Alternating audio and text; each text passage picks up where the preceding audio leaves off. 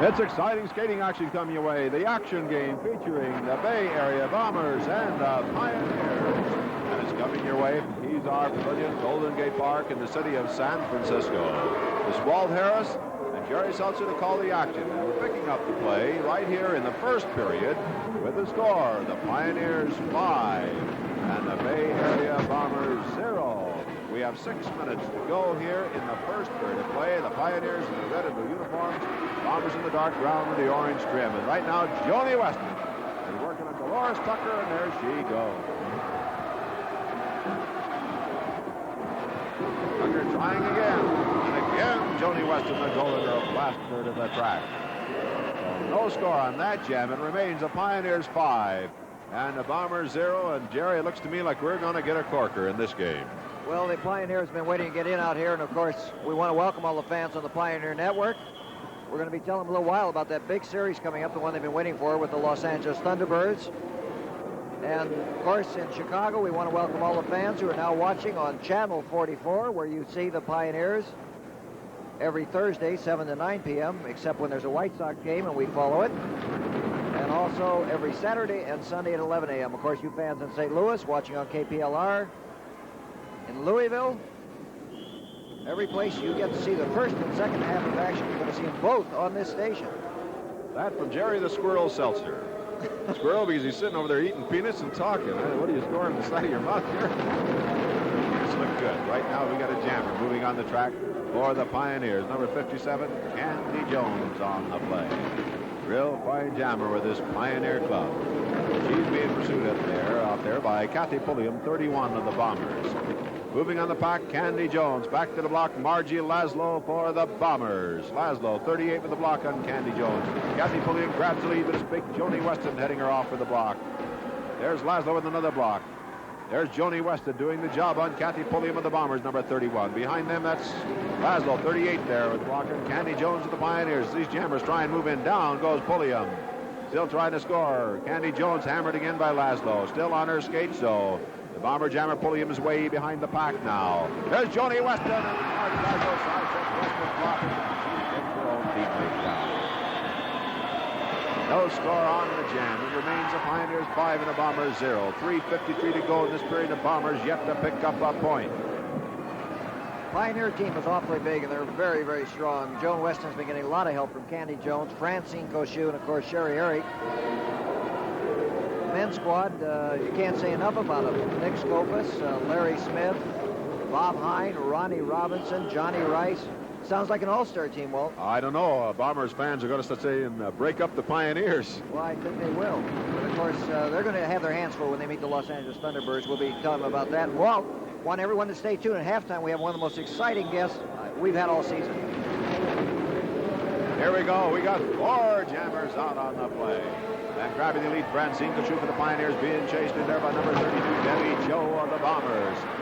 And now Rita Williams out there, number 50 for the Pioneers. Also out there for the Bombers are Rita Ortiz. Each team, 2 jammers on the play. Debbie Cho leading the parade. Being challenged by Rita Williams. Good arm block. Another elbow block in there by Rita Williams, who grabs the lead on Debbie Cho. Moving on the back, Dolores Tucker there. The block of number 50, Rita Williams. Debbie Cho has the lead. Moving on Joni Weston now. There's Weston's block. Joni Weston, the Golden Girl, doing the job for the Pioneers. A job she does so well. Weston with another block on Debbie Cho. Other jammers are down. One jammer up, and that is number 55, Cochou, trying to get around Dolores Tucker. There, down goes Cochou. But Debbie Cho is also down. Tucker again dumps Francine Cochou. Moving up on the pack now, Debbie Cho. Tucker hammering Weston, and Cho goes by to the point and cuts that off. Dolores Tucker would not be denied in her blocking that time. And she paved the way for the Bombers girls' first point in this game. It's the Bombers 1, the Pioneers 5, 2:08 to go, and this is the first period of play.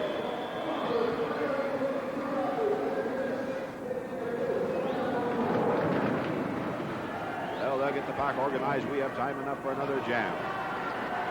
Interviews at the end of the half.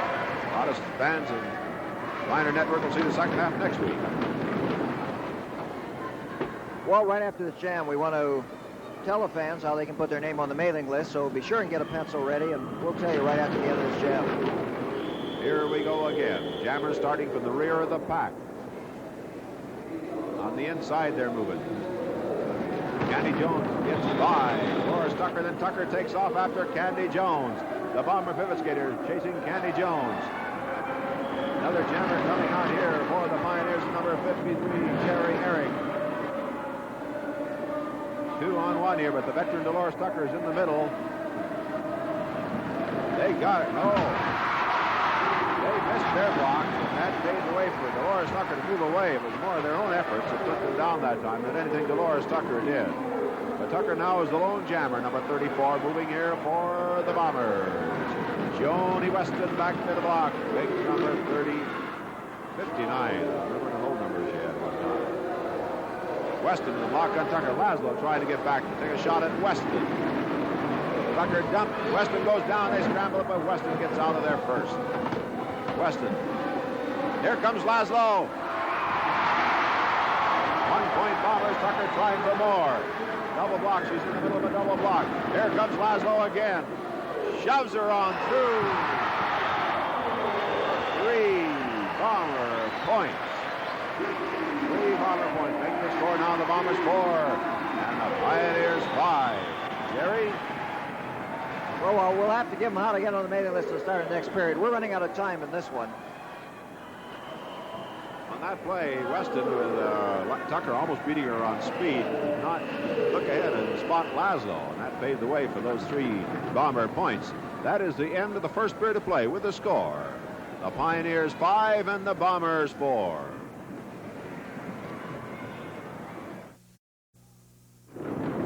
We're moving now into the second period of play in this game between the Pioneers and the Bombers, coming your way from Kezar Pavilion, Golden Gate Park in San Francisco. Walt Harris and Jerry Sullivan calling the action. And the Pioneers get 2 men out on their first jam.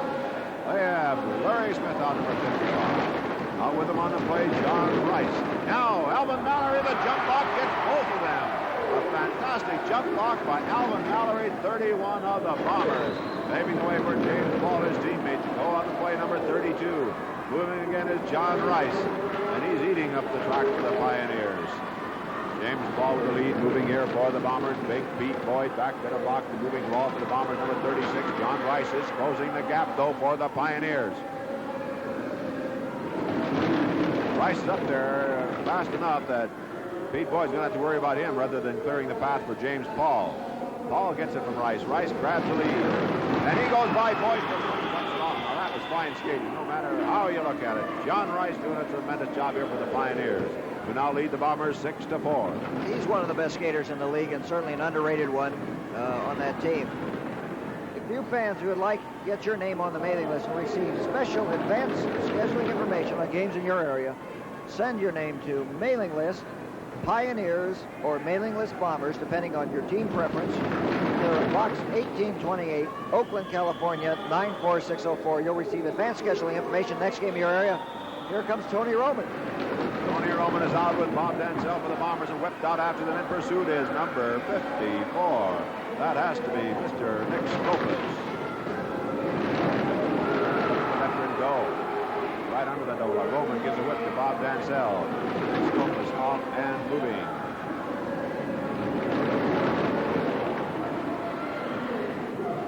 Scopus, the block on Dansell. They're both moving on the pack now. Nick Scopus, 54. Ronnie Robinson there to block number 58 for the Pioneers. They're on Robinson's block. He dumps Dansell. Now he's moving up to help out Nick Scopus and moving on Gil Orozco. There he goes. Around Gil on the inside with a good move. The point for the Pioneers. They now lead 7-4. Good teamwork out there by Ronnie Robinson and Nick Scopus on the play. Pioneer fans are going to see a tremendous series, and I really mean that when they meet the Los Angeles Thunderbirds. Walt, everybody's talking about that series.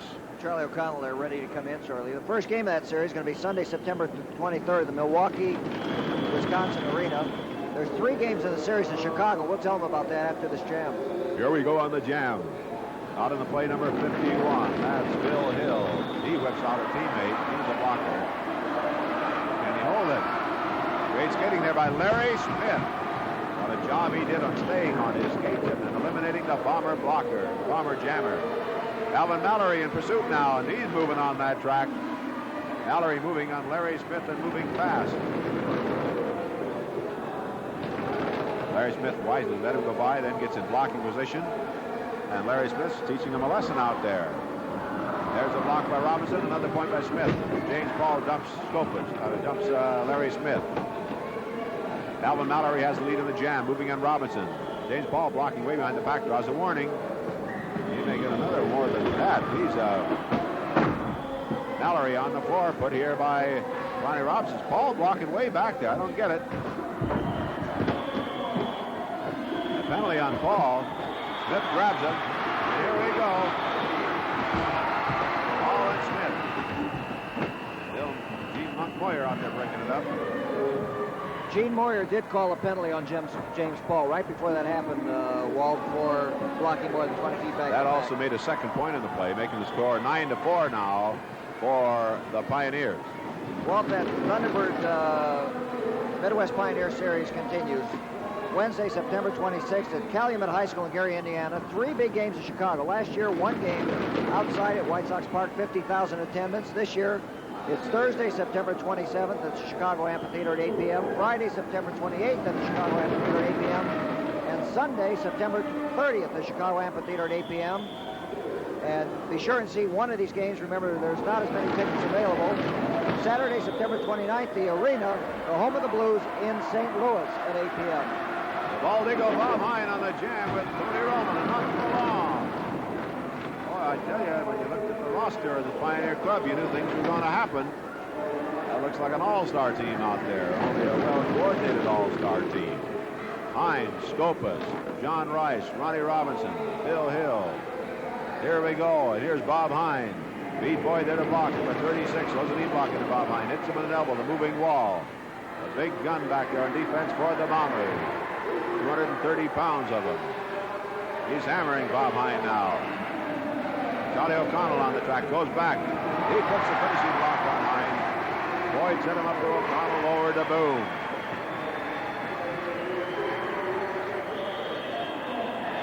No score on the jam. So the score remains, the Pioneers 9, the Bombers 4.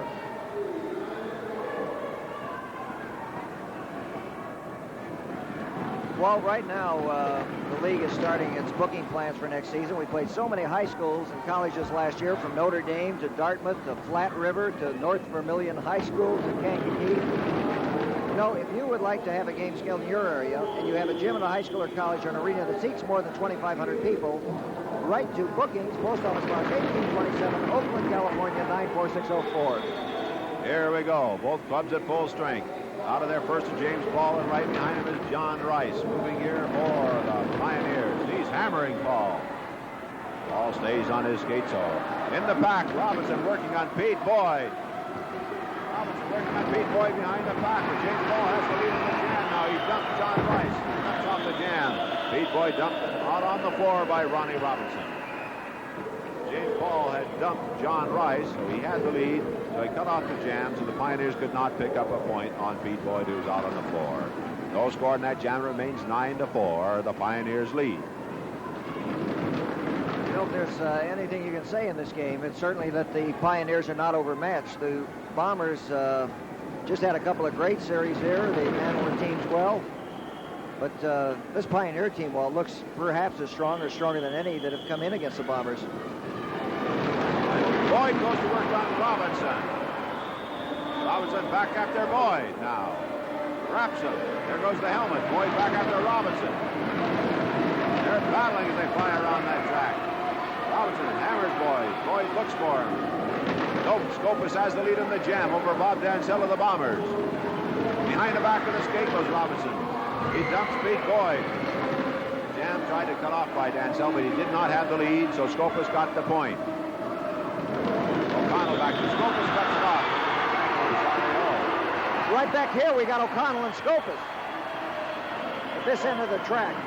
Skopas decided that he would cut off the jam rather than try and pass Charlie O. He'd settle for the 1 point that he had, giving the Pioneers the lead here 10-4.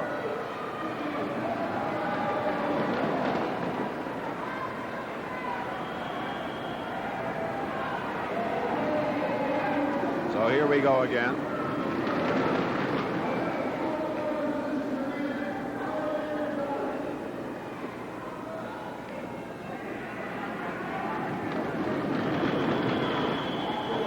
Backs for, and the play will get underway. We're having a little camera trouble here, so one of the cameras is acting up, but we'll be back into action with us any moment.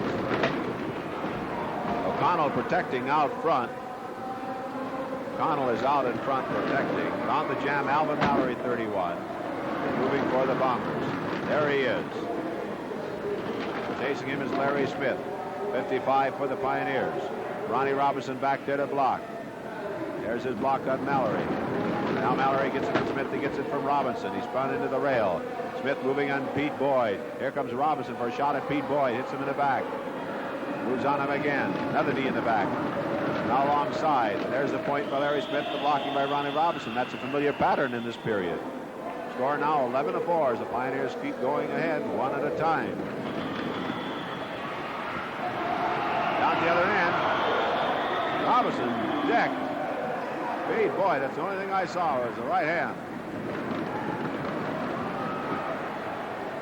I don't think Pete expected that coming, otherwise he wouldn't have certainly gone down quite as easy. He's been a real mainstay for the Bombers. Brady working him over. He won't be a mainstay much longer in this game. Pete Boyd is a big one, and he can bounce back. Count him out yet. That kind of a pounding goal. Pioneers looking forward to their home series after that Thunderbird game. Late October, early November, they'll be playing in Memphis, in Indianapolis, Louisville, all the towns along the Pioneer Network. Oh, they got a lot of great fans back there, and I know they're always happy to be home and skating in front of those folks. Tony Roman whipped out of there to chase. Nick Skopas on the play, and Bob Jansel moving out for the Bombers behind the back. Pete Boyd being worked on. Pete Boyd being worked on, and not for long. He blasted the Pioneers to the track. Skopas cut it off. He did. He saved 2 points in there. He saved 4 points. Bombers had 2 jammers up. The Skopas had the lead. He cut off the jam to keep his men from being passed.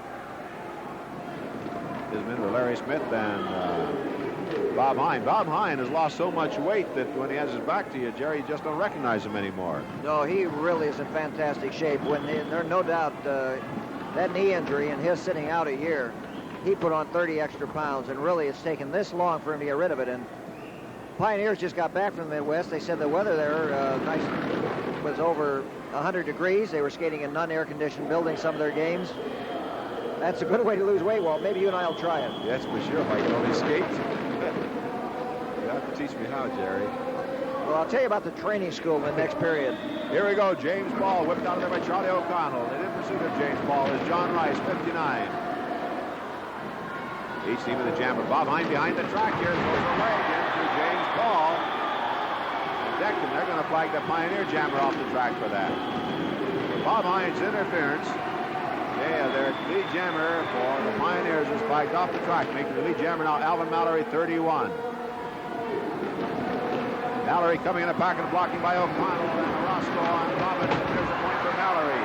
Moving now, Bill Hill for a second point, I believe.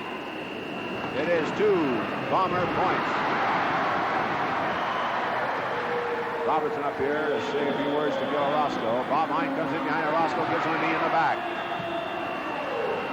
Pioneers are starting to rough things up here in the Bay Area. That's the end of the second period of play with the score.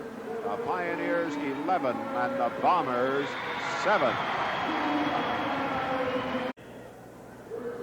Moving now into the third period of play here in the first half of this game between the Bombers and the Pioneers, with the Pioneers leading 11-7. I think some of the stations understand lost video just for the end of the second period. He only missed a few seconds of action. The score is 11-7. Sorry that happened, but once in a while, telco lines do that.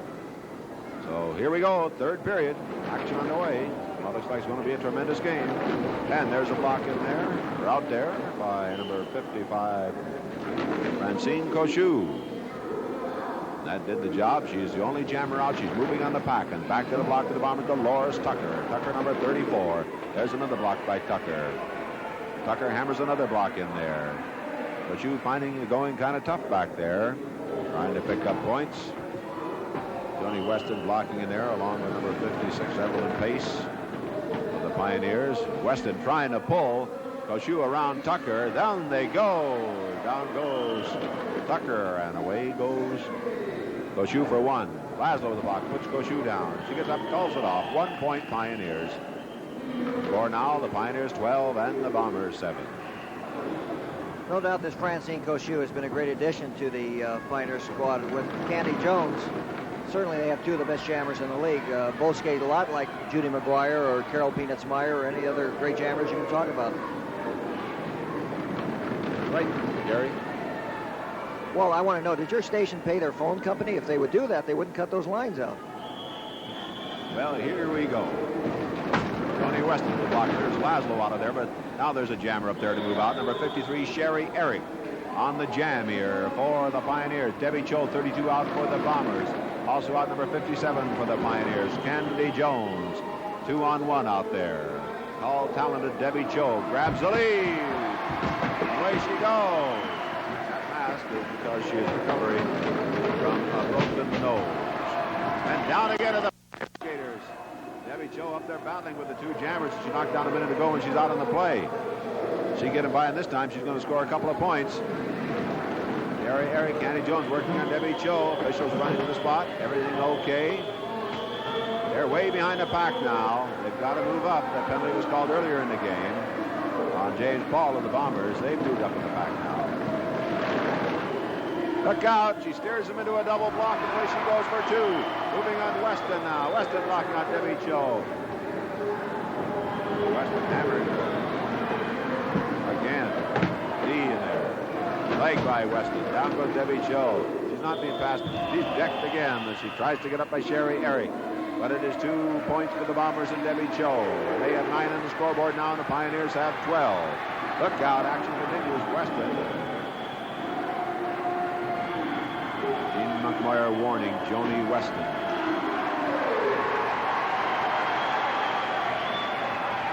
He evidently did not like his warning.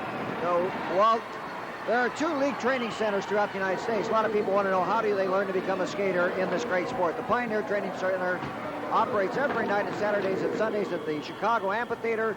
Trainer Lou Donovan, and there's the phone number to call for information.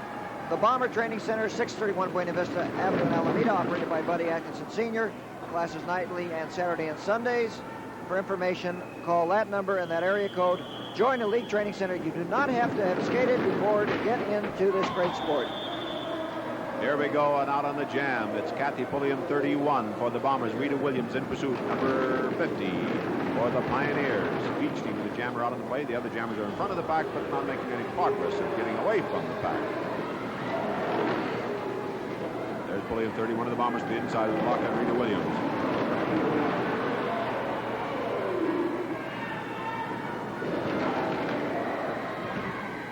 They're moving on the pack now, moving into scoring position. Pioneers lead here 12-9, third period of play. Remember the interview at the end of the half. Next week at most of these stations we'll see the second half. Tucker blocking on Rita Williams. Hard blocks. There's Tucker, 34. Another block on Rita. See her go down hard.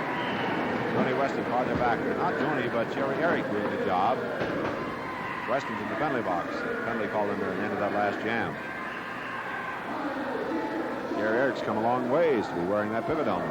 The last time I saw her skate. Rita Williams put over the rail by Tucker. Sherry Eric pulling over the rail. No score on the jam. It remains 12-9. The Pioneers lead the Bombers.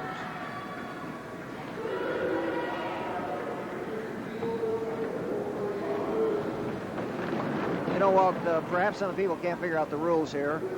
If you'd like to understand the game better and get a free copy of the rules, you put your name, address, city, zip code number, the station on which you want the game, and send it on a postcard or a letter to Rules. Post Office Box 1828, Oakland, California, 94604. And depending on whether you're a Bomber or Pioneer fan, we'll send you the Bomber or Pioneer Rules. Okay, here we go with another jam. Whipped out of there, Joni Weston by the jammer, and Tucker out there with her, and Laszlo. So here's the battle. Great Golden Girl, Joni Weston, with 2 fine skaters with her, Laszlo and Tucker. Ooh, deep, broad arm hooks with powerful arms, and down go Laszlo and Tucker, and away goes Joni Weston on the move now. She'll be the only girl in scoring position. She has a head of steam. She takes them both down. Now scrambles them both. She has 2 points, and she decks Laszlo again. She decks Tucker again. Now she's moving for what could be a grand slam. Another skater, Ortiz, passed. Another skater on the rail. That could be 4 big points. It is. 4 big points for the Pioneers and Joni Weston. They now lead 16-9 over the Bombers. Walt, that Joan Weston is some skater, and of course the fans are looking to see her in action. That big interleague series against the Los Angeles Sunbirds. It opens Sunday, September 23rd, Milwaukee, Wisconsin Arena at 7 p.m. Wednesday, September 26th, Calumet High School in Gary, Indiana. 3 games in Chicago at the amphitheater. Thursday, September 27th, Friday, September 28th, and Sunday, September 30th. First 2 games at 8 p.m., the final game at 7 p.m. Don't miss any of this action. And also 1 big game, Saturday, September 29th, St. Louis Arena, the home of the Blues in St. Louis.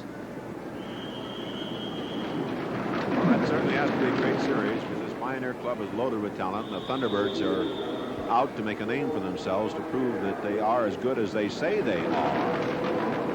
And as they say, they are awfully good. The Los Angeles Thunderbirds, a wild, rough skating outfit. Out there, Kathy Pulliam battling with Rita Williams and Francine Cochou.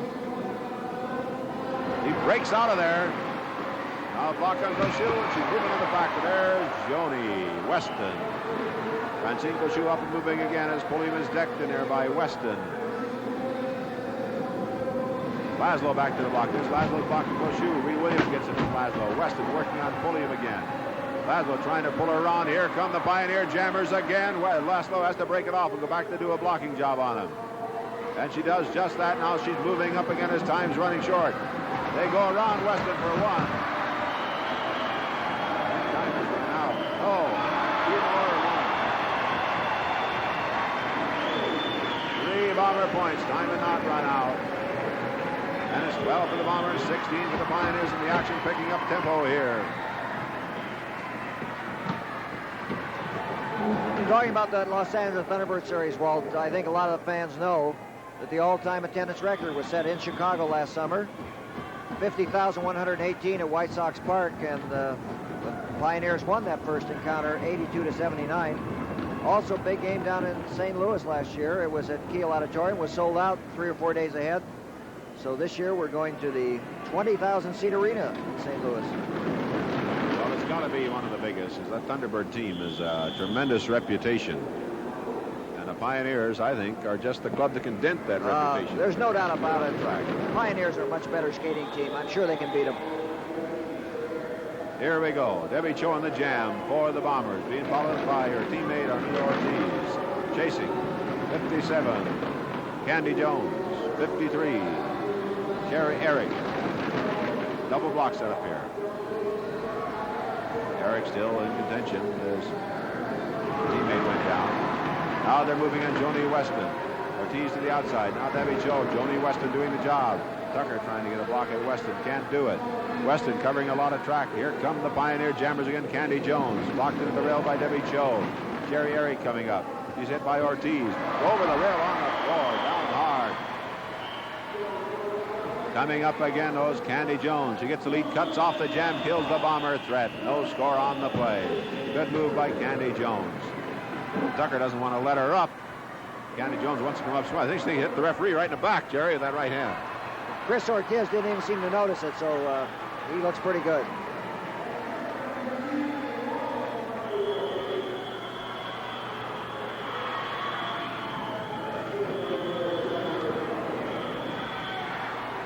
We're in the third period of play. We have 2 minutes to go in this period. The score is the Bombers 12 and the Pioneers 16. This action coming your way from Kezar Pavilion, Golden Gate Park in the city of San Francisco. This is Walt Harris and Jerry Seltzer calling the action.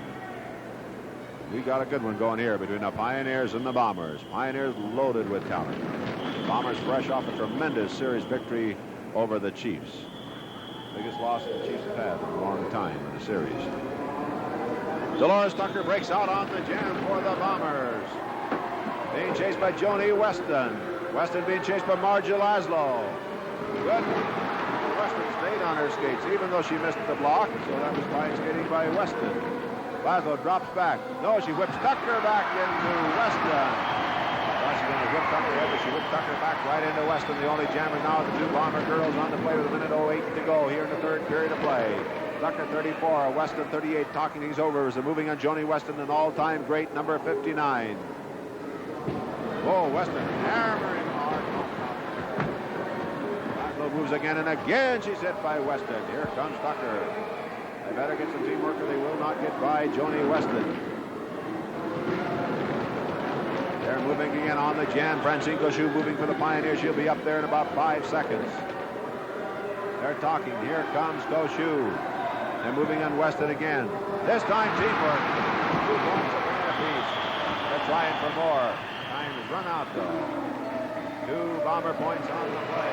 They have 14 on the scoreboard now, and the Pioneers have 16 with 20 seconds to go here in the third period to play in the first half.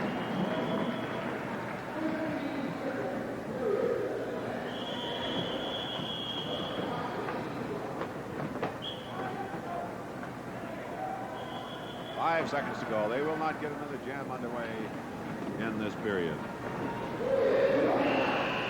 That's the end of the third period of play with the score. Look out, look out. Weston got Tucker, and gee, that's it. Here comes Laszlo to challenge. Laszlo coming, and she runs into a skate from Weston. These girls are taking the place apart. There's Cochou shoving a skater over Tucker. Tucker after Cochou now. Weston. That's a smart move. Well, that is the end of the third period of play with a score. The Bombers 14 and the Pioneers 16.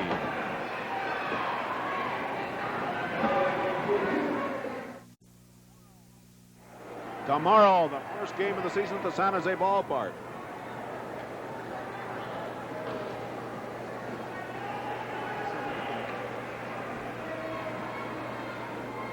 You folks in San Jose look forward to seeing that game.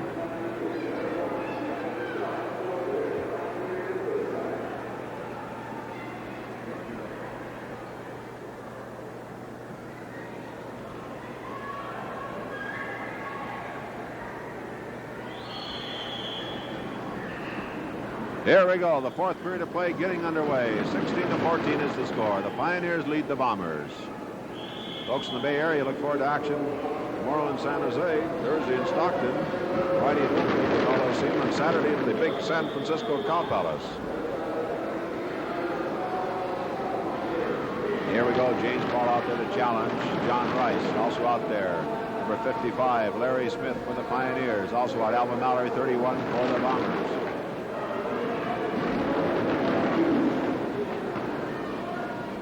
Mallory with the lead now. 4 jammers moving the play. He's challenged by Rice, who grabs the lead.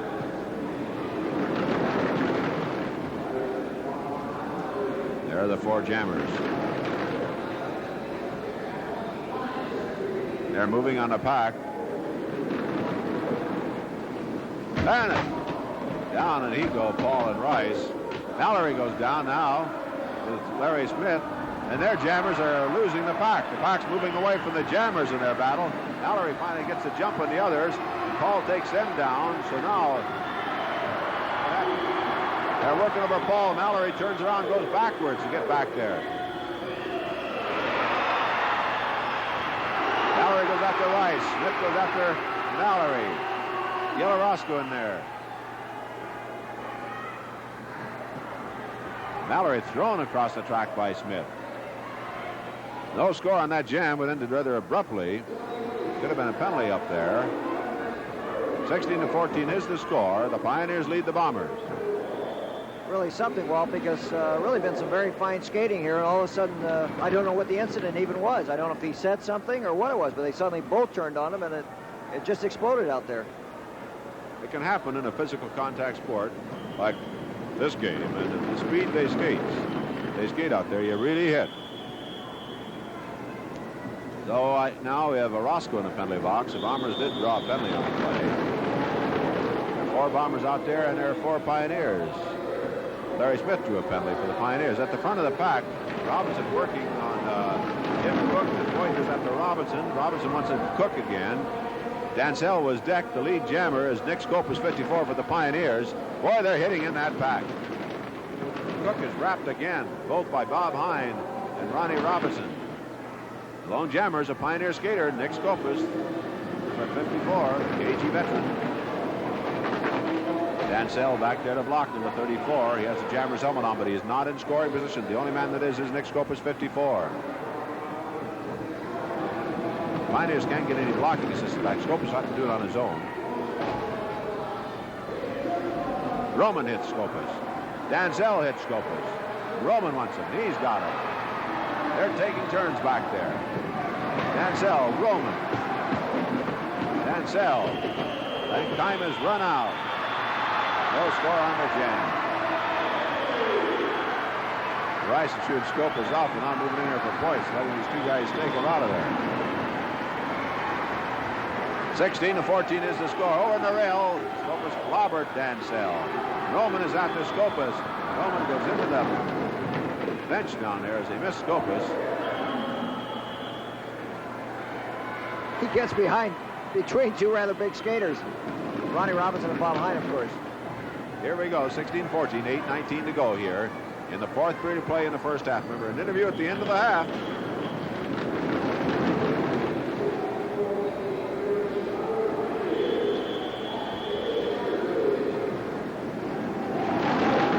Bill Hill whipping out, number 57, Bob Hine, the bald eagle on the play. Bob Hine moving. Pete Boyd alongside with the block. The big man for the Bombers, the fifth skater, is out. Hine hits Boyd. Boyd hits Hine. That's the result. So the only jammer now is Pete Boyd. He's moving for the Bombers, who trail by 2. Boyd is up there. Ronnie Robinson back to the block, number 58. He hammers the block into Pete Boyd. Pete Boyd is going over in the second period. Bob Hine there to block also. They're double-teaming Pete Boyd. The Bombers cannot get a blocker back there now. Charlie O'Connell's on the infield taking a breather. Boyd wraps him again. Boyd is wrapped again by Robinson. Here comes Bob Hine back there. Hard to put this big man down. Robinson's going to try it. Elbow again. Bob Hine again. Robinson again. Now he goes down. Man, oh man. He took a lot before he went down. Now they got a Gorilla Roscoe over there, and Bob Hine slams him into the rail. O'Connell on the tracking. Robinson clobbers him from behind, and Hine hits him. Robinson looking for somebody, and they're all getting out of his way. O'Connell after Robinson. Robinson flying for his life. The different Charlie O'Connell this year, and you've seen in past years, you hit him, you better run. You better get out of there.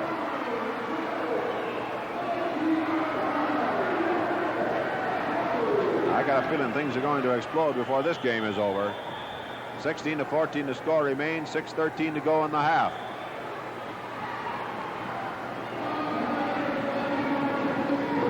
You tell them about that big series coming up back here, the dates, Jerry, for the half ends here? I already told them all. Here they go. Robinson. Scopus is in behind. Roscoe goes after Robinson.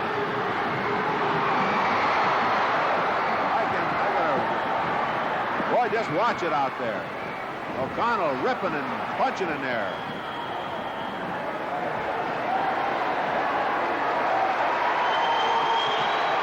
Fans applauding Charlie Rowe.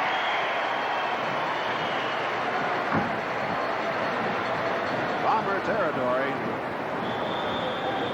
I tell you, O'Connell doesn't take it anymore.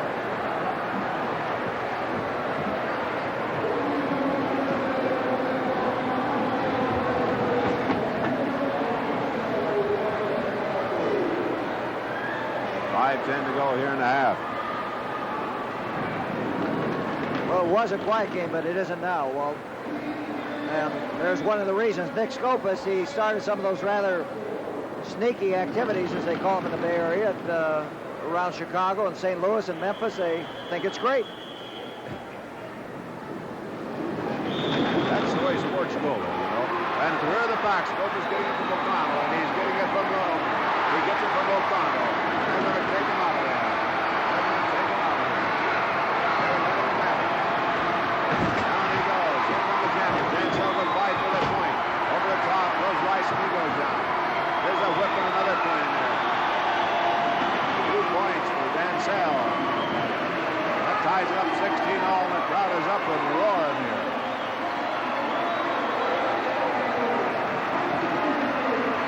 There's Scopus.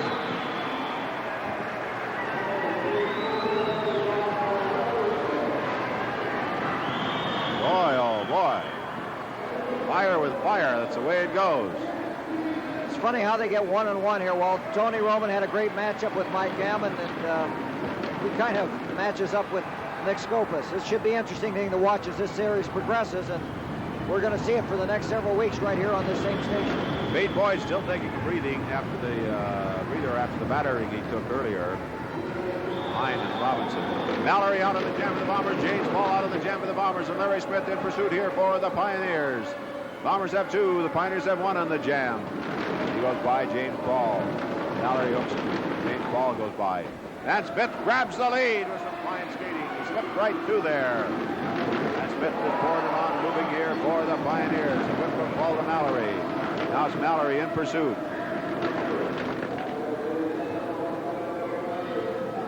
Coming up on the pack now, Larry Smith. 55 for the Pioneers. Alvin Mallory, 31 for the Bombers.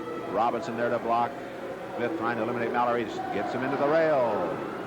Pioneers concentrating on scoring. Charlie O'Connell, Ross back to block. He hammers Smith. Hammers him again. Mallory coming up. Robinson comes back. Missed his block, and he passed for a point by Mallory. Leveled Larry Smith. Now they're moving in the ball. Eagle Bob Hine. O'Connell throws it over there. Mallory was down the inside for 2 more. Could be 3 Bomber points on the play. And for the first time in this game, the Bombers lead the Pioneers. 20-16 is the score. 4 points on the play. First time in the game, the Bombers in front. They're in front 20-16. Well, there's the reason. Charlie O'Connell. Charlie now weighs 177 pounds, Walt. The lowest he's weighed, I think, in 10 seasons, and his skating shows it. He's a health food nut. He lifts weights. Well, you know, they tell me a trick thing is seedless grapes, put them in the freezer, really.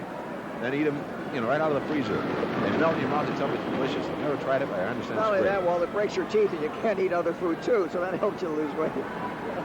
I heard that. That's really very true. Tune in next week for more home economic tips. Here we go on the track. Tony Roman is out and moving for the Bombers, and Nick Skopas is in pursuit. So here we go. Skopas moving on Tony Roman. Skopas with the block on Roman. At the rear of the pack, they're working on O'Connell, Bob Hine, and Ronnie Robinson. Charlie O'Connell caught in the middle. Skopas is leading on the jam. Here comes Roman, makes his move on Skopas.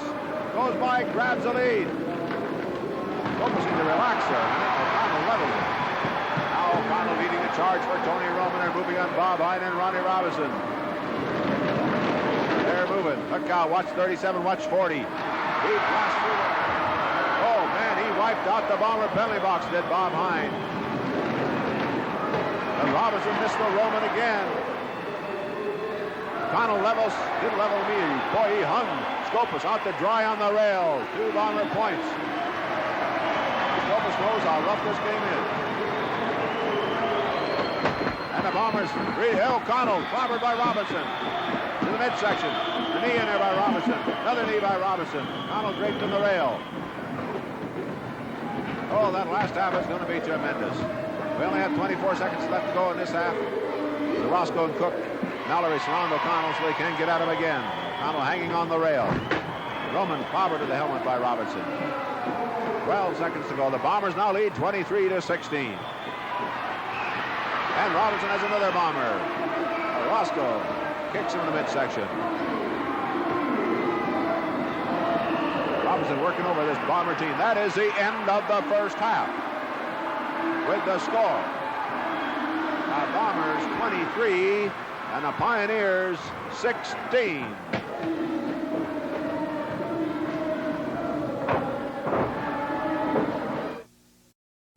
Walt Harrison, Jerry Seltzer. Jerry, looking at this Pioneer club, I really offhand can't name any team in the league that has the personnel that they've got. They are loaded, and they have to be because they got a tough series coming up back in the Midwest.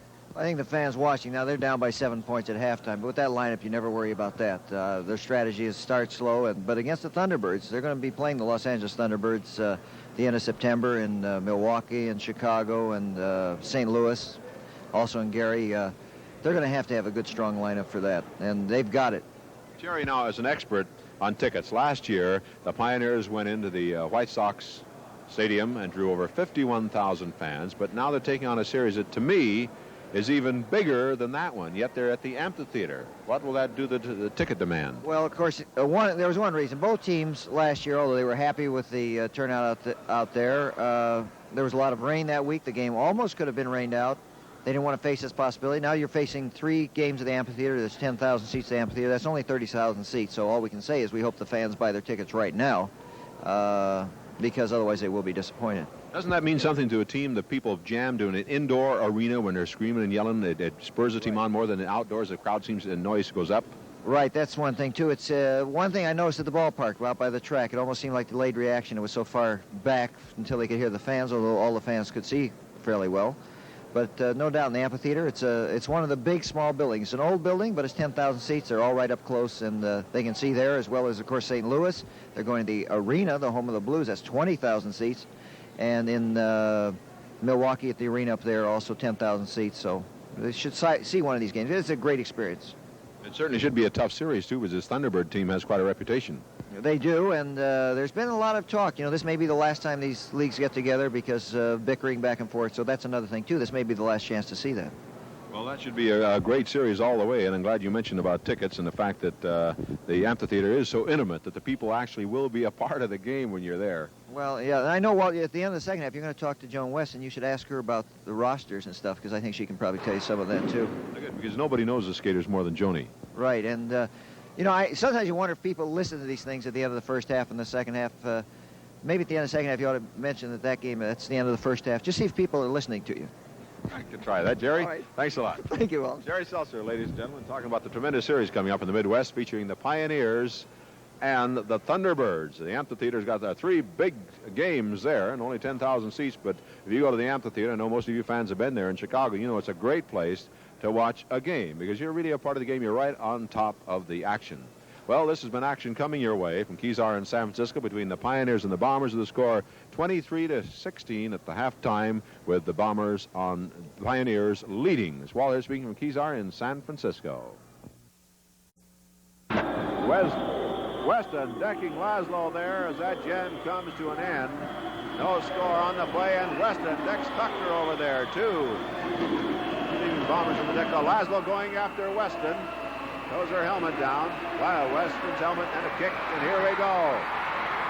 The brunette and the blonde in there. Laszlo, the Bombers. Weston, the knee in there by Weston. Boy, I tell you, you tangle this gal, you know it. Joni Weston, big and powerful. The golden girl of the Pioneers.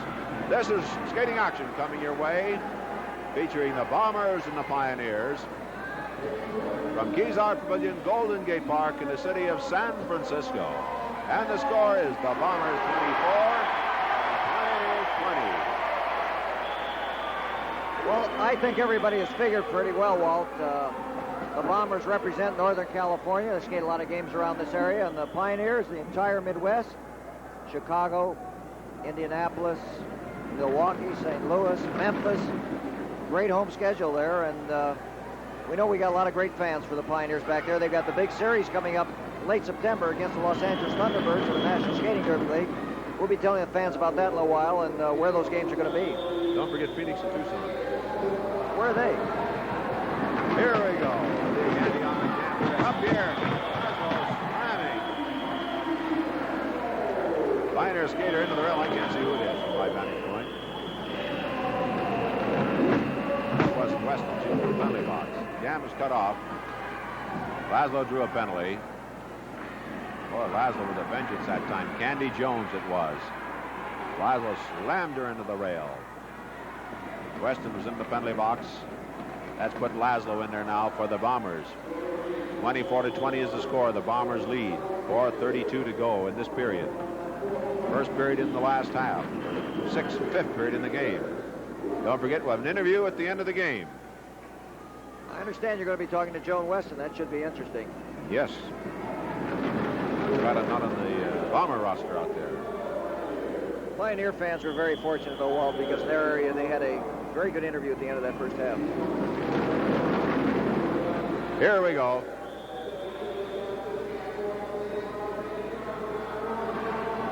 Debbie Joe for the Bombers. Candy Jones for the Pioneers. This Candy Jones is really come along. But it's too quick. Debbie Joe, last skater, moving with the Bombers all by herself now. Joni Weston back to the block, going to block her helmet on. Just came on the track out of the penalty box. Candy Jones goes by, or did not go by, blocked out Debbie Cho. Debbie Cho 32, blocked again by Candy Jones. This Jones looks like she's going to draw blood out there. She looks mean on this play. Things haven't been going too well for her the last couple plays, and she's slamming blocks into Debbie Cho. Now is up on the rail.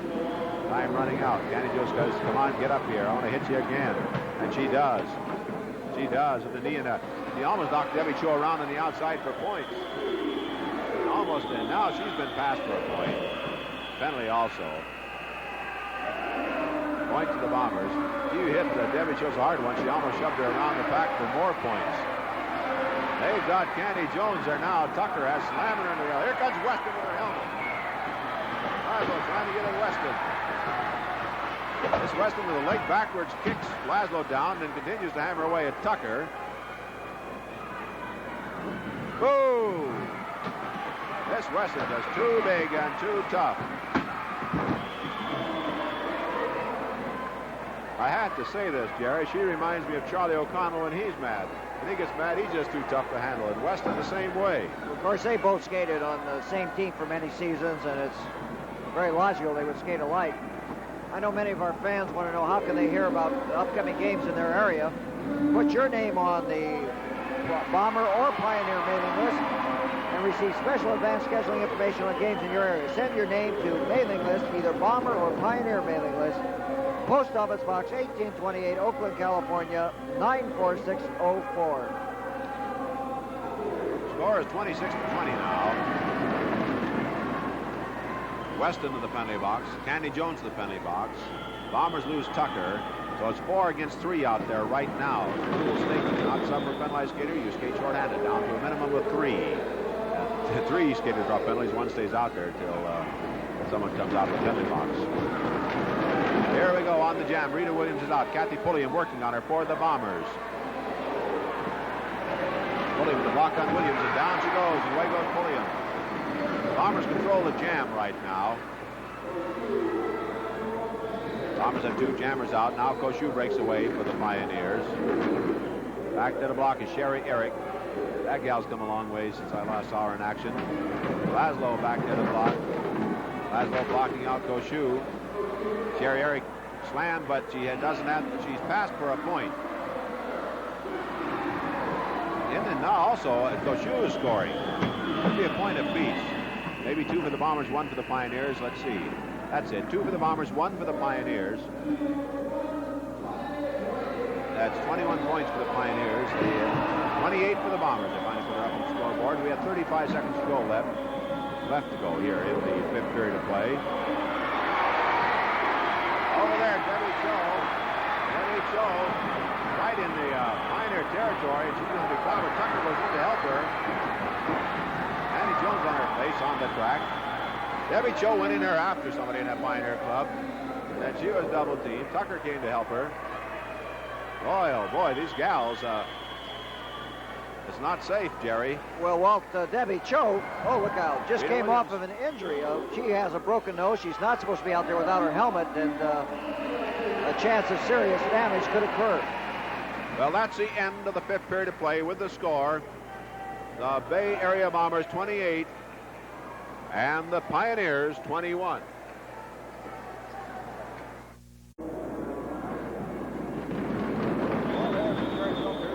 Godzilla.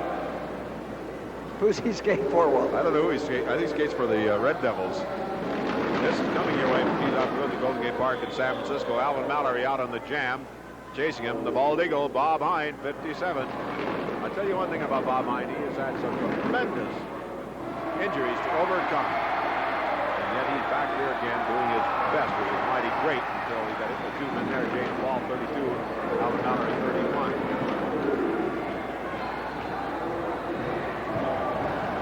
Bob Hine wants the block back there. And nobody can do it any better. Bob Hine, number 57, the Bald Eagle. Salem, Oregon Flash. Hall and Mallory, they tried to move him on both sides. It didn't work. Bob Hine covering the track out there. He's doing it out there. Charlie O'Connell not in the game at the present time. Pete Boyd's got him. Hines got them both. That might not be legal. It's not. I wonder if there's a point to each man. Penalty, 1 point, or penalty point to each man. That's right. It's very seldom you see one man commit a penalty on 2 men and 2 points awarded. And Pete Boyd goes over there and has a few words to say to Hine, who's sitting there with his hands up in the penalty box. Pete Boyd standing in front of him. The referee gets there. You know, you wonder what goes through his head. It seemed to me he was blocking him very effectively, Walt. His team is trailing by 7, and now he has 2 more points in the deficit. 30-21 is now the score. What looked like O'Connell goes down there to talk to him.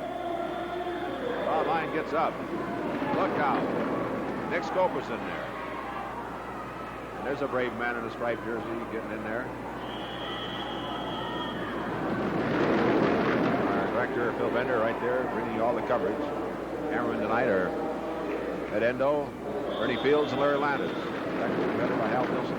Don Jackson, supervisor in charge. Our directors are Eduardo Ramirez, Ron Louie. And Tony Roman is on the jam, and chasing him is the hard-working John Rice. Look out, Roman, right into the rail. Slammed there by John Rice. John Rice all by himself on the jam now.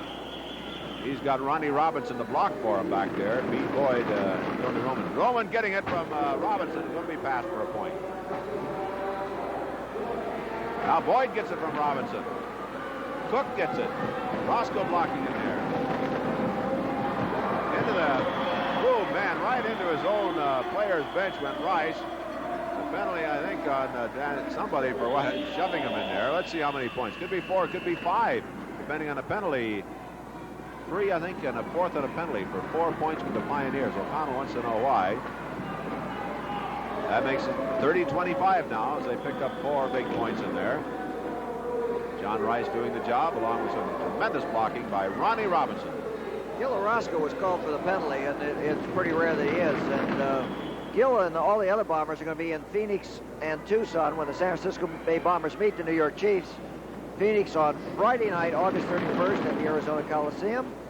Tucson, Saturday night, September 1st at the Tucson Community Center. Needless to say, Walt, both buildings are air-conditioned. Needed down there. I was down there one time, Walt, it was 118 degrees. Why didn't you come in out of the sun? Well, I was riding horses. Here we go. Bob Hine left on the rail along with Nick Scopas, and it's James Paul and Alvin Mallory, who are making quite a combination of jamming for the Bombers. They work well together as a team. James Paul, 32, coming into his own this year. Alvin Mallory, already a top man. Bob Hine back there again. See if he controls his temper this time. Bob Hine blocking on O'Connell skating around the infield, telling them jammers what he wants them to do. O'Connell covering a lot of track. He's not in the game, but he's skating around the infield, yelling at the jammers, telling them what to do. Hine's got him again. They pick him up.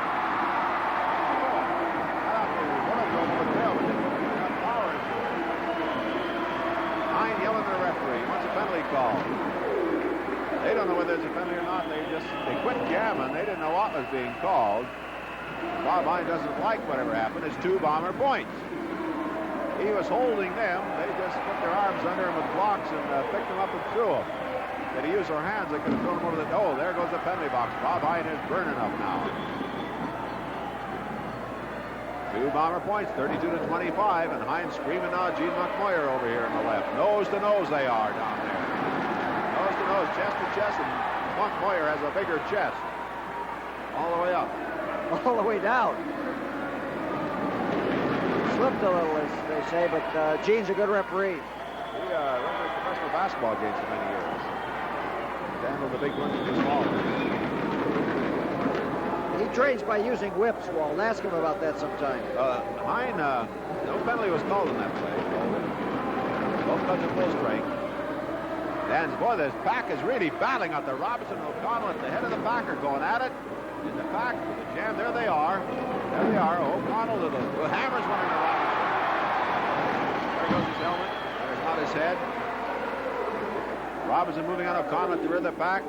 He's got a jammer back there, Larry Smith. O'Connell hit again. Smith is going to get by him for a point.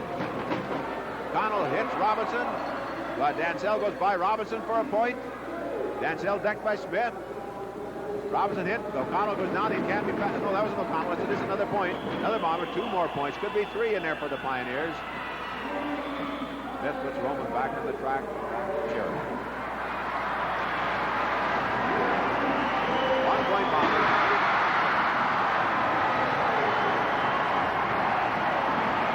There's Smith decked up there. And fans roar. I didn't see him. Did he get decked by Cook? Little Tony Roman there was right hook camera. Just jumped back, floored Bob Hine, and just as cool as you please, looking like he was doing nothing. The referees didn't get him for anything. The fans all saw it, though. 33-28 is now the score. The Bombers lead by 5 with 5 minutes to go here in the 6th period of play. If you would like to have a game scheduled in your area and you have a gym at a high school or college or an arena that seats more than 2,500 people, write the bookings, Post Office Box 1827, Oakland, California, 94604. We'll tell you how you can have the Pioneers, the Bombers, or another fine team skating in your city, probably for the benefit of your organization. The Bombers successfully in this period have been getting 2 men out to 1 of the Pioneers, but Nick Scopus is the old equalizer out there. He was out against 2-on-1, and he just outskated both Mallory and James Paul. He didn't even have to hit him. He just outmaneuvered him on the track. The veteran Nick Scopus out there. Moving for the Pioneers. Mallory back there. He'll have to block. Here comes Nick Scopus in the scoring position. This club trailing by 5 points.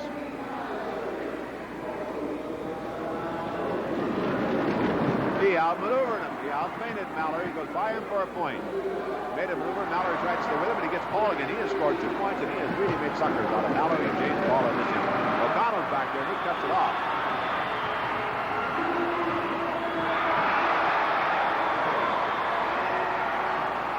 Paul jumps into the hip block.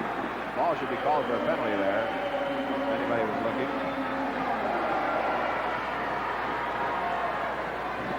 Hine goes over and wraps James Paul. He'll equalize things for his teammate.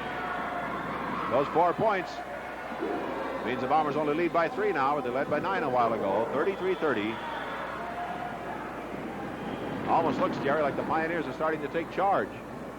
Well, they, when the game became very rough in the 4th period of the first half, there's Nick Scopus there. The Pioneers' attack seemed to fall apart. And, really, just starting this period, they reorganized. Now, when they've got time enough left, there's 2 periods to go. They trail by 3. Tony Roman decked Larry Smith. He's way behind the pack. Bob Dansell out on the jam. James Paul in the penalty box for the Bombers. Dansell caught by John Rice and hammered to the track. The only jammer out now. Bombers are down. Smith puts Dansell down again. Here comes John Rice, the man on the jam. Dansell is up again. Pete Boyd in trouble. The Pioneers are racking them men up here. There's a double block set up by Tony Roman and Dansell. Watch the man that can score. 59, John Rice. And Robinson goes back there and paves the way for him to pick up 2 points. He runs into Pete Boyd, does John Rice. Here comes Tony Roman with the block. Roman decks him. That should kill the threat. Time will run out of Rice. He's hit by Roman again. 10 seconds, they say. I thought it was almost over. John Rice has already scored 2. He can't go by Roman again for another point. He'd have to circle the track and jump it again. That killed the threat. Time ran out. Should be 2 points for the Pioneers. That's what the officials say. The score is 33-32. How about those dates in the East, Jerry? Did you give them the dates on that tremendous series coming up in the Midwest, that is? The Pioneers and the Thunderbirds? Pioneers are meeting the Los Angeles Thunderbirds in that huge interleague game that drew 50,000 White Sox Park last season. Almost 14,000 in St. Louis, 10,000 in Milwaukee. And the first game is Sunday, September 23rd, Milwaukee Arena at 7 p.m.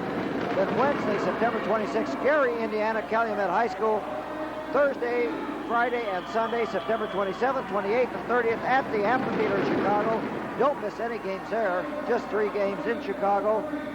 And Saturday, September 29th, the Arena in St. Louis, home of the Blues. Get tickets for any of these games right away. Don't miss this huge series. Tony Roman with Bob Hine, and here comes Ronnie Robinson. Roman in trouble. And it's a big double-barrel threat going for the Pioneers now. Bob Hine, 57, Ronnie Robinson, 58. O'Connell being clobbered at the rear of the pack by Skopas. O'Connell has to worry about the jammers, not Skopas right now. He hits Hine. He hits Robinson. He hits down in front goes Skopas, and O'Connell, fantastic skating. He hurdled Skopas, stayed on his skates, and he's still doing the blocking job, showing you why he's one of the all-time greats. Skopas can't hit him again. He's not there, Skopas. Robinson, I know he's there. Skopas again. Charlie O. Fantastic skating. Skopas has not cut off the jam. There could be a point in there for the Bombers, unless time ran out. I mean, Hine or Robinson had not cut off the jam. Let's see if the time has run out. Robinson, Skopas, Hine after O'Connell. They take him down. Pete Boyd moving in there. Trying to get a piece of Robinson. Skopas being chased by Roman. Here comes John Rice after Roman. O'Connell still down. The trainer with him. Pete Boyd is down. The Bombers taking a physical battering here. That is the end of the sixth period of play with the score. The Bombers 33 and the Pioneers 34. Walt Harris and Jerry Seltzer here. Kezar Pavilion, Golden Gate Park in San Francisco. We're moving now into the seventh period of play, and the Pioneers have forged back in front, 34-33. Here we go. The girls are on the track. If they're not five out there from each team, that means the penalties drawn by the men are being used up now. There are 3 Pioneers out there, and there are 4 Bombers out there, but the Pioneers control the jam, even though they lack one member. One more, I should say, than the Bombers. On the jam, Sherry Eric, 53. Debbie Cho back to the block for the Bombers. Debbie Cho blocking. Sherry Eric looking for skating room. Candy Jones trying to drop back and give her some help. Laszlo moving on the jam, but she's over half a lap back. Debbie Cho keeping up with the pass from Sherry Eric. Runs into Candy Jones. She's passed for a point. Jam cut off. You're watching the jammer, and you don't see the blocker in front of you. Take split vision out there. So that's another point for the Pioneers. They lead 35-33. On that last jam, Walt, Debbie shows she has great moves, but she needs the experience, and that's what the Bomber girls are doing. Later on this period, we get so many requests about how can people get into this game, where are the training centers. We're going to tell them where the training centers are located. We have one woman in Chicago, Walt, who's training to be a referee. That's right. I want to see a regular fight between Weston and Laszlo. Or perhaps Robinson and O'Connell. Oh, you can't argue with a woman referee despite equal rights. Here we go. Dolores Tucker all by herself now in the jam of the Bombers. Both clubs at full strength. Joni Weston back to the block. Now the Bombers have a wall across the track, slowing the pack down so the jammer can get in scoring position that much sooner. But at the same time, that works to your disadvantage when your jammer gets up there, because then there's nobody back there to help her block, or to help block for her. And right now she's finding that kind of trouble. Joni Weston doing the job. Nobody back there to help Tucker out. Now Laszlo gets back there. Weston shoves Laszlo ahead. Laszlo can't get a clear shot at Weston. Tucker into the rail. Laszlo clobbered again by Joni Weston, the Golden Girl doing the job back there. Oh, collision out there leaves 2 Bombers draped on the rail. Weston pats Laszlo in the back, and that doesn't set well with somebody you just clobbered. 35-33, the score remains. 9 minutes to go here in this period, the 7th period of play. Remember, an interview at the end of the half.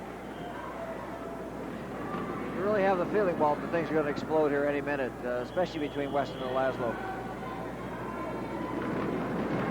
Well, Weston for many years was the #1 gal on this Bomber team. Then she got the great offer joined the Pioneer Club, heading out of the Midwest, the amphitheater of Chicago, another fine arenas back there. And Laszlo signed a contract with the Bombers and became the big gal on the Bomber team. And so there's got to be rivalry there. There it was. Laszlo clobbered Weston. Here we go on the jam. Sherry Eric out again on the jam. Debbie Cho out 32. Althea Gandy 37. And Candy Jones. Jones over her teammate, but goes down. Debbie Cho doing the job, put both Pioneer jammers back in the pack. Candy Jones is decked again as she got up. You know, sometimes when you're out on a jam, you get decked, and you start to get up, the pack catches up with you, and a skater on another team will clobber you every time, and you get bounced around. Bombers in scoring position. There are no Pioneers in scoring position. The Pioneers lead by 2. Debbie Cho back there with a face mask to protect the broken nose. Gandy 37. Candy Jones 57.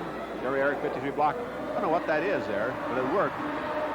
That had to be the sloppiest play that has worked for points that I've seen in a long time, Jerry. I guess the Pioneers feel that way, too. They're taking it out on Debbie Cho.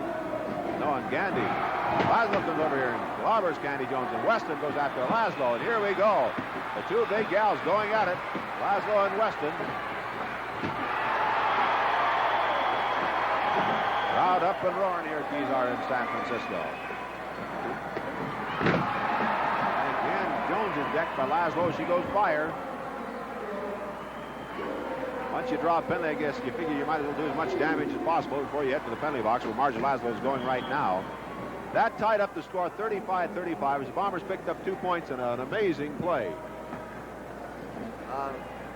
Yes, well. How about the training centers, Jerry? Well, there are 2 located throughout the United States. No matter where you're watching, if you'd like information, call either of these phone numbers. Of course, we have the zip code there. The one in Chicago, the Pioneer Training Center, operated by Lou Donovan, open every day on Saturdays and Sundays. Call that number. It's at the International Amphitheater. I understand he has about 600 trainees enrolled. The Bomber Training Center, Alameda, California, 631 Buena Vista Avenue.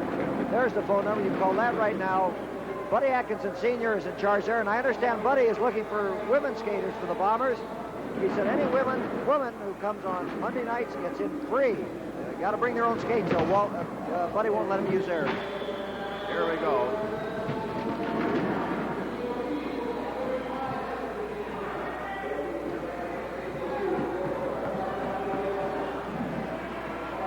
And Tucker working hard there as he's blocking on Rita Williams, trying to score for the Pioneers. Oh, an elbow right in the face, it looked like. Tucker decks her with the next one. Goshu moving up the challenge now. Tucker meets her with a hard block. Another block in there by Tucker. Francine Goshu out of Quebec, Canada. She slams into Weston. Weston goes into Williams. Weston still blocking. The play had ended. Here comes Laszlo. He didn't like the idea of Weston blocking after that play ended, but it was a close one. Referee tells Laszlo to keep calm.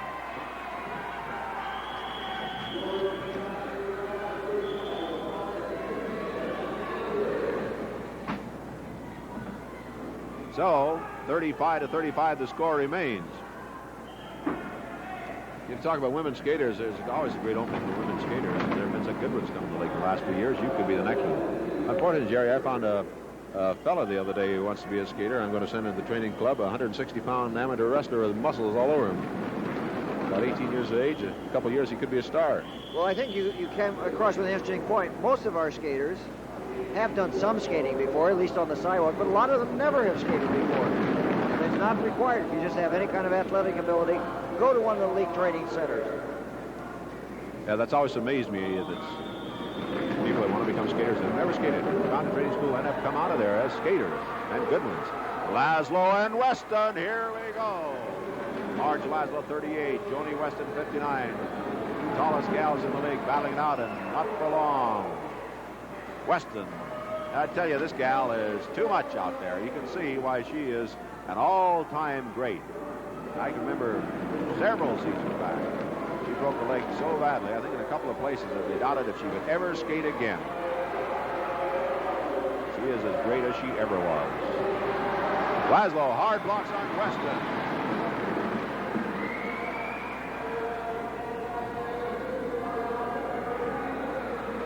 There's blocking help back there. Sherry Eric, she gives Weston a whip for extra momentum, and she blasts Laszlo right off the track. Now it's Tucker and Weston. And Eric with a block on Tucker. Down hard over the rail on her head. It looked like her shoulders. She's getting up fine. She's not hurt. Another bombers all over the place. 4 big points for Joni Weston.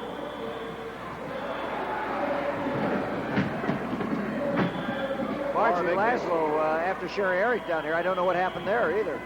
I tell you, this Sherry Eric, Jerry, I haven't seen the Pioneer Club live for some time, and she amazes me. This gal has come a long ways. Beautiful girl, too. I mean, you take a look at the skating, Jerry. Oh, I'm sorry, Walt. Yes, you're right. She is one of the many skaters come along. Rita Williams looked very, very good, too, if you haven't seen her since early this season. I remember Sherry Eric came in, as you said, one of the prettiest girls to come into the league. And she looked like she wasn't going to be a skater. And now this gal is hard to handle out there. What do you mean, Walt? A talented gal on skates. Bill Morrissey, referee, was injured in the game here last week, recovering in Providence Hospital, a back injury. Referees really take punishment. You know, you can kid about it. I don't envy their job at all. Oh, there's nobody works harder than Bill Morrissey, believe me. He's a 110% type of individual. Whatever it takes, he'll give you a little more. He's been a lot of help behind the scenes. Helping wherever needed. Here we go. Candy Jones breaks away. Debbie Cho is flagged back at the back. She was not legally out there. So Candy Jones is moving for the Pioneers, who lead 39-35 off the last big play by Weston, Sherry Eric. Laszlo blocking with Candy Jones. Another block in there. Another block by Laszlo. Another one in there. Down she goes. Here comes Tucker. She has the lead. Candy Jones made a dive for Tucker and missed her and went down. She was not passed for a point. Weston battling now. Laszlo trying to move out. Weston won't let her move her out. Almost on top of a camera when Candy Jones. Weston is down. Tucker goes by for one. To pave the way for more if there's any time left.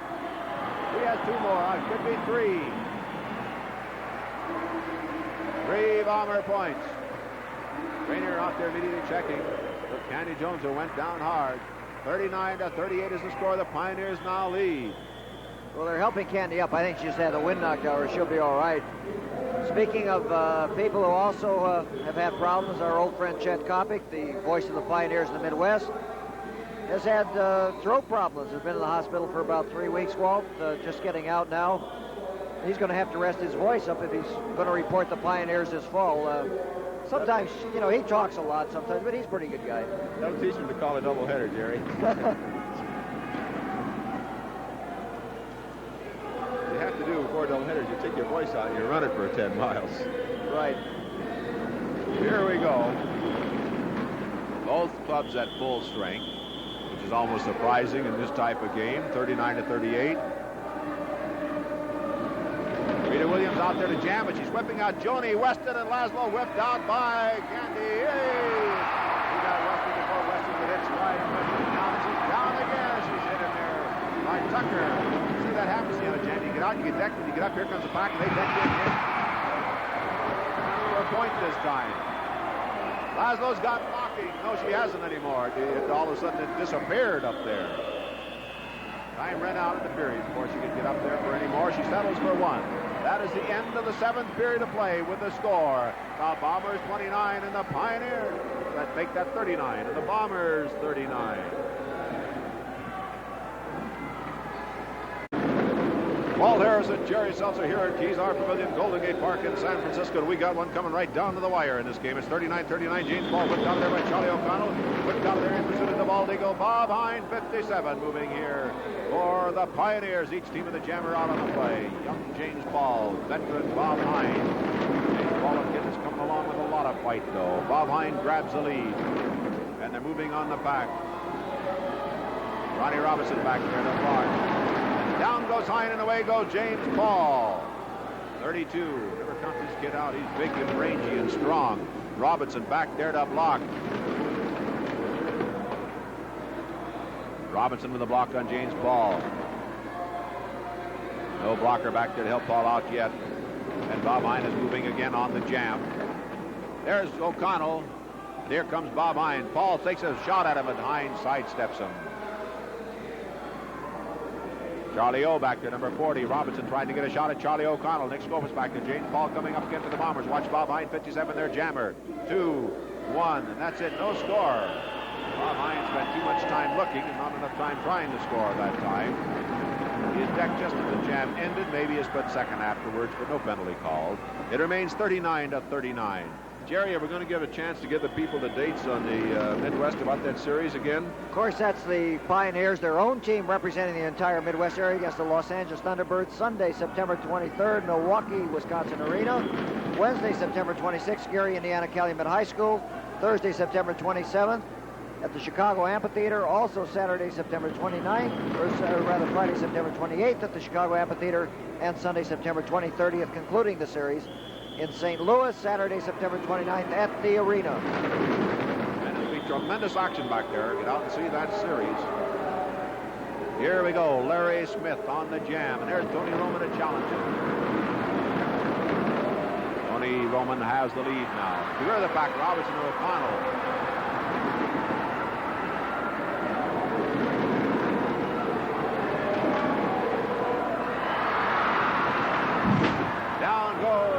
Larry Smith and Tony Roman moving on the back. He's got Charlie O back there to block for him. Charlie O has already got Ronnie Robinson upset with his tackles back there.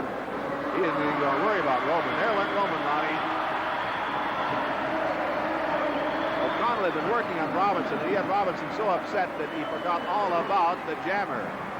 Boy, is he mad. But it was his temper that cost him. 40-39, the Bombers lead by 1. We want to remind all the fans of the area and on this network to stay tuned immediately after the game to hear Joan Weston and her comments, I'm sure, about the Founders Cup. Also, for the fans of the Bay Area, if you got nothing better to do after the game, you can get over to Willow Glen in San Jose, see the Willow Glen Giants compete for the Little League Championship down there, led by Walter Harris Jr. Well, that happens to be the team I have, Jerry. They're a great bunch of kids. Unfortunately, I can't be there for this one, except maybe for the end of it. Well, they were all in San Jose last Monday. They had a great time, I understand. They saw that game, they wrote it in the game, and they said they'd never seen anything like it in their life, Jerry. They were standing on their seats and screaming. And you will be, too, if you go see the next live game in your area. You'll see what it's all about. And here's what it's all about. Ronnie Robinson out there to challenge the two Bomber jammers, Mallory and Paul. And Robinson gets through there. Out to join him is Bob Hine. No, Bob Hine is whipped by Robinson, so it's going to be Bob Hine on the move this time. Mallory limping a little bit as he tries to regain his speed. The lone jammer is Bob Hine, moving for the Pioneers, who trail by 1 with 8 minutes to go in the game. Charlie O back there to block. O'Connell, number 40. All-time great. Bombers with a pull away, and O'Connell with a burst of speed went by. The rest of the pack belonged to the Pioneers. Robinson's breaking. O'Connell, there's the point. Robinson up Pete Boyd. Ronnie Robinson, fantastic skating out there for the Pioneers. Great point. Time runs out. Ronnie Robinson, showing you why they love him in the Midwest. 40 to the 40, the Pioneers lead. What a play, Jerry, by Ronnie Robinson. You know, when Charlie O'Connell breaks out of that pack like that, there's virtually no chance in the world of catching that team, and the Pioneers did it. You have to give them credit. You know, if you'd like to get a free copy of the rules of this game, put your name, address, city, zip code, and the station on which you watch the game on a postcard or letter and mail it to Rules. And that's not just Bomber Rules, even if you're watching on the Pioneer Network. That's Rules, Post Office Box 1828, Oakland, California, 94604. You know, Walt, every week, a lot of new-time viewers watching for the first time, they don't understand how the game played. It's a very simple game. The basic object, you break out of the pack, circle, come up from the rear for each member of the opposing team you pass, you get a point. It's like somebody running a 10-mile race. They get out and they catch up with somebody, pass them up, they're lapping them. That's what these skaters are trying to do. Only the jammer's allowed to do it, and the pivot skaters. The pivot skater cannot go out until the jammer starts at 60 seconds ticking off. Then 60 seconds the jam ends. Right now, Dan Sells coming up. He was there once. Now, if ever he passes the Pioneer, he'll get a point. But Ronnie Robinson's going to make sure he doesn't pass anybody. Pete Boyd doing the blocking for the Bombers on John Rice, way behind the pack. He's going to be warned to move up. He decks it before he gets the warning. Now Pete Boyd moving up to give his teammate Dancel some help. There's Robinson. There's Pete Boyd moving up. He's got him under control. There's the point. Dancel trying for more. Larry Smith blocking on Dancel now. Here comes John Rice again. Pete Boyd grabs him. He's going to slam him into the rail, I think, but Rice's helmet came off, and that saved Rice from being racked up that time. Might have saved Pete Boyd a penalty, too. Score 42-41. The Pioneers lead by 1. 5:28 to go in the game. Well, this has certainly been a fitting start for this great series. It's going to go on here for 3 weeks in the Bay Area. And no matter where you're watching, you're going to be able to see it. And speaking, no matter where you're watching, this is the week for the fans in Northern California. Channel 2 increases its power. No matter where you're watching, you're going to see it clear and direct. Whether it's Sacramento or Stockton or anywhere, you should have Channel 2 as your new station. Remember, Roller Derby Live, 4:30 to 6 on Sunday afternoon, Saturdays at noon. Here we go. Nick Scopus is out, and Charlie I don't think Nick knows it. I don't think Nick knows it. Now he knows it. Now he knows. Scopus usually refuses to challenge Charlie O.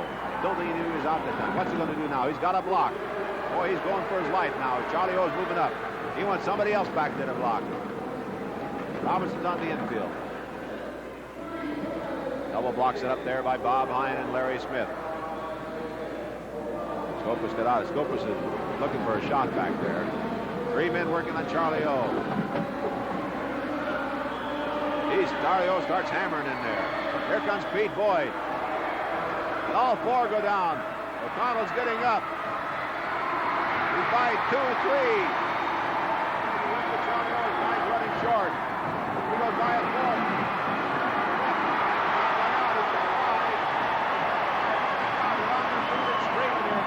San Francisco. Everybody yelling, Bobby.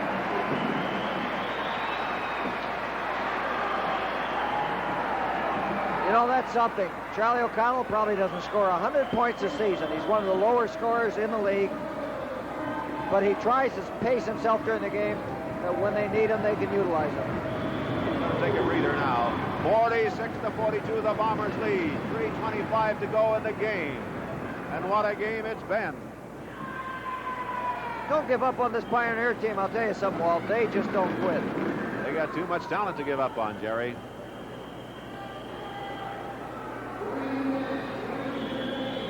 Here we go. Pete Boyd wearing the black pivot helmet for the Bombers. Roman trying to get out. He does, but in front of him is Larry Smith. Uh-oh, Roman down. Larry Smith cut him off at the pass. Now the lone jammer is a Pioneer, Larry Smith. Roman staying back there like he wants to block. Let's see if Pete Boyd drops back. Lone jammer's a Pioneer. They get another man out, John Rice. He's half a lap back. Joni Weston shouts some advice to Larry Smith, telling him that there's another man coming to help him. Roman back to the block. Robinson back to the block. There's a lot of power back there now for the Pioneers. Here comes Robinson moving up the block. He doesn't have to worry about a bomber. Robinson hits Roman. And they got team blocking, and they got a bundle. They got a bundle. 6 points. 6 points for the Pioneers. A big play, 48-46. And Charlie O comes right back on the track. They're behind again. 2 minutes to go in the game. Bombers will jam with, let's see, Mallory and Paul this time. I don't know if you saw Tony Roman come through there. There's some question as to whether or not he picked up points or not. The official said he did not. Well, he was not on the jam. He was a blocker. I think he was trying to fool the referee. I see. That's why he didn't get any points, Walt. It's a smart move if he can get away with it. Mallory is out of there if Robinson doesn't cut him off. Robinson does cut him off. Bombers trail by 2. This could be the last jam of the game. It's going to be Bob Hine. The jam is underway. Bob Hine, James Paul in pursuit along with Alvin Mallory. Bob Hine can cut it off here and kill the Bomber threat. He's going to, and he does. That'll use up some of the time as the Pioneers are waging a defensive battle right now. They lead 48-46, a minute 10 to go in the game. That jam lasted approximately 12 seconds. Remember, if a jam gets underway with any game time remaining, it goes the full 60 seconds. That's the rule. at the end of the first half and at the end of the game. In other words, if there's 5 seconds left on the clock in game time, and the jammer gets out of that pack, start the 60-second clock ticking off, then the jam can go the full 60. That's important right now to the Bombers. 45 seconds left in the game. The Pioneers get the first jammer out. The Bombers are finished here. Coming fast, Smith. O'Connell cuts him off. Roman gets out of there, but he's too much speed and went on the rail. Now he's out. So this jam goes the full 60. Roman is out. People starting to stand here at Kezar. Watching the action. Larry Smith trying to pick up speed. Dynamite Tony is on the loose, though. Robinson back to the box. Scope is staying behind O'Connell, so he cannot get back there to give Roman any help. Here comes Larry Smith in the jam. He gets the lead. He's hit by Roman onto the rail. O'Connell back to now where he can block with Smith. Roman is down. The jam is over. I don't know if anybody interfered or not. This jam is over. Smith just has to cut it off. He does.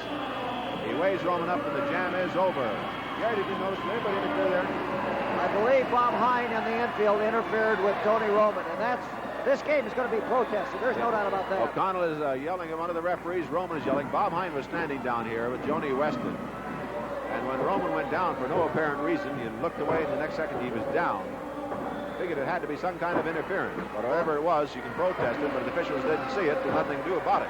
I'm sure that for fans will watch the next telecast, if there is a protest, they would have to give 2 points in that last play, ruling it a tie. We'll know about that later. Okay, that's the end of the game with the score here. The Bay Area Bombers 46 and the Pioneers 48. With me, the golden girl of the Pioneers, Joni Weston. There's nobody better, believe me, and you fans know that too. Joni, you're going back for a summer series. You're going to meet the Thunderbirds. Now, the last time you skated a team from the International Skating Derby, you drew over 51,000 fans. You're not going to have that big an arena. You have 3 games in Chicago and other games in the vicinity. But what about facing a team like the Thunderbirds? Well, the Thunderbirds, like as it stands right now, we don't even know who's coming. We don't know who's on their lineup for sure. They're an unknown. I'm sure that there will be repeaters, from the last game. So I guess we just have to play it by ear, really. They have a reputation, though, of being a highly unpredictable team because they're so wild on the track. Well, they're unpredictable, and they also, when they skate at home in Los Angeles, they have an awful lot of talent that sometimes does not travel with them, but yet sometimes does.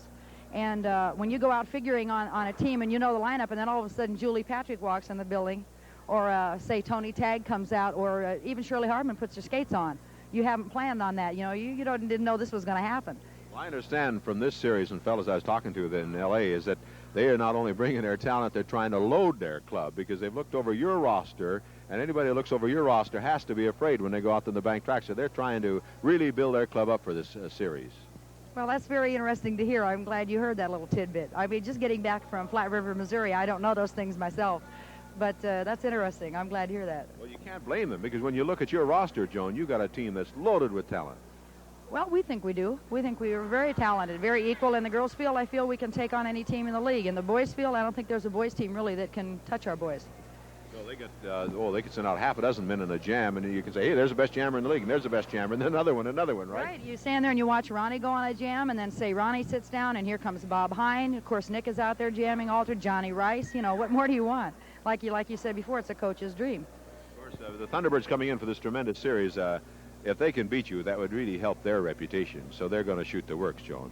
Well, I don't care to get into any arguments about the Thunderbird reputation. I know there's a lot of people in Chicago that watch the Thunderbirds. They like them. A lot of people will watch us and like us. But what we're going to go out, we're going to skate our game. We're going to skate as hard as we can, and we're going to try to win, just for the people that really like, the Pioneers. And I'm sure that's what they're going to do, too. So it's going to be good, hard skating.